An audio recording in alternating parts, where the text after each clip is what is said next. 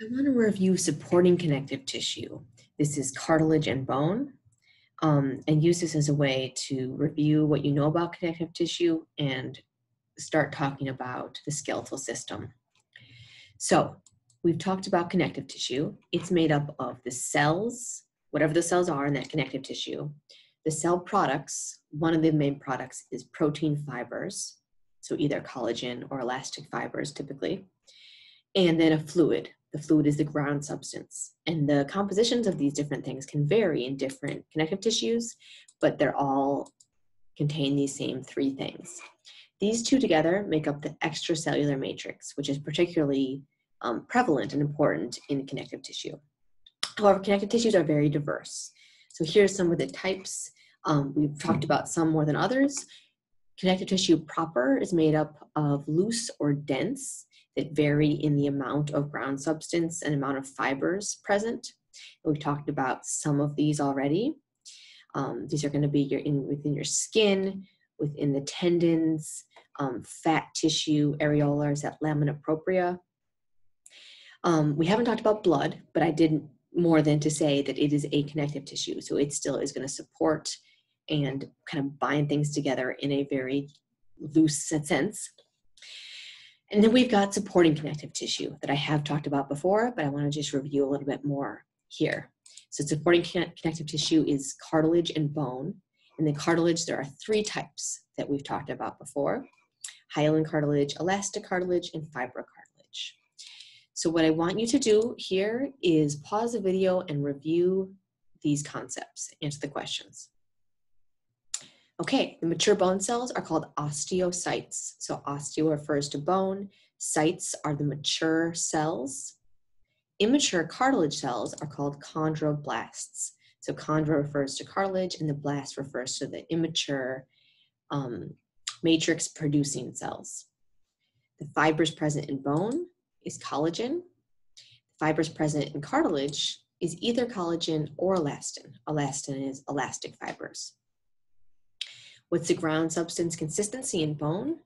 It's hard, it's calcified, so that ground substance contains calcium phosphate that makes it be almost like concrete.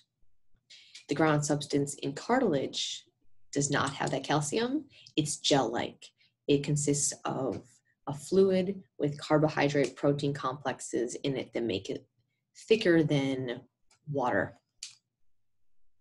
So here's another way to look at those. This is that kind of similar diagram, the three categories of connective tissue. And then let's look at the cells, cell products, and ground substance of each one of these. So the ground substance is syrupy to gel-like in loose connective tissue. In connective tissue proper, can be somewhat variable. That's that fluid part of the connective tissue.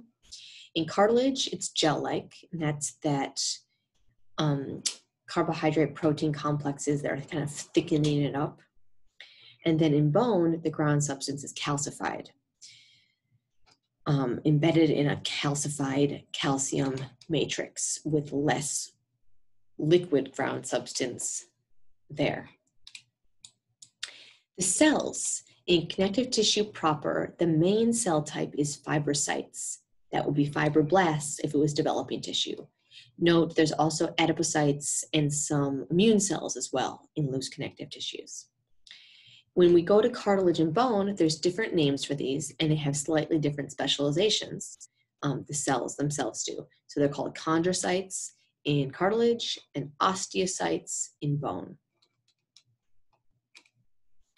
Lastly, the fibers. The fibers of both loose and dense connective tissue are collagen and elastic fibers. The difference between dense and loose is the proportion of these fibers to the ground substance. There's more extracellular fibers for dense connective tissue.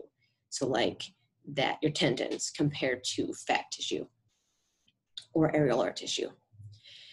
The fibers for cartilage are either collagen or elastic fibers. So the elastic cartilage contains elastic fibers. And for bone, it's collagen. So let's briefly review our cartilage types, and then we'll spend most of the rest of the time on bone, although hyaline cartilage is an important one as we talk about the skeletal system, particularly important. So for all cartilage, the matrix is a firm gel-like substance because of the carbohydrate protein complexes within the ground substance. Still is a lot of water, but that matrix is gel-like. And then remember, you have these chondrocytes that are in lacuna. Lacuna are the cavities where these chondrocytes make the little homes that kind of protects them from being embedded in the matrix directly. The lacuna are little cavities that they live in. This is a picture of probably what will look like in lab in terms of the chondrocytes here and the lacuna around like that. Cartilage is made up of collagen fibers, but not a huge amount. So it's stiff but flexible. And this is located at the ends of all long bones, as well as at the joints, as well as around the trachea. So it's the most actually prevalent throughout the body. Elastic cartilage contains elastic fibers instead of collagen fibers. That's the main difference. Still has chondrocytes and lacuna. This is located in your earlobes. Fiber cartilage is a lot like hyaline cartilage, but there's a higher proportion of collagen fibers and not as much ground substance. So you actually kind of see this in the schematic and in this image right here. I don't love this picture because they use a different stain, and that feels like cheating to me. Like, of course, it looks different because it's blue. So I want you to be able to see that this looks different than this. What's different is you can kind of see the collagen fibers are a little bit thicker here. That's going to allow for a firmer, stiffer cartilage than hyaline cartilage is. This is present within the intervertebral discs of your vertebrae, as well as in the knee joint and between the pubic bones of your pelvis. So it's going to resist compression and limit movement because it's a little bit stiffer than hyaline cartilage. Let's do a quick lab learning check. This is a section of what organ and what type of cartilage is it? So this is hyaline cartilage. It's from the trachea. You saw this when you looked at the pseudostratified columnar epithelium. So this section down here is that hyaline cartilage. Oh, I didn't fix this. What this learning outcome we just did is describe the structures and functions of the 3 different types of cartilage. The 3 different types being elastic, hyaline, and fiber cartilage. These are the structures and the functions I'd like you to know. Forgot to say this again. I will try to say it again when I talk about bone. Cartilage is avascular, so there's no blood vessels in cartilage. And that's actually important for its inability to heal very well.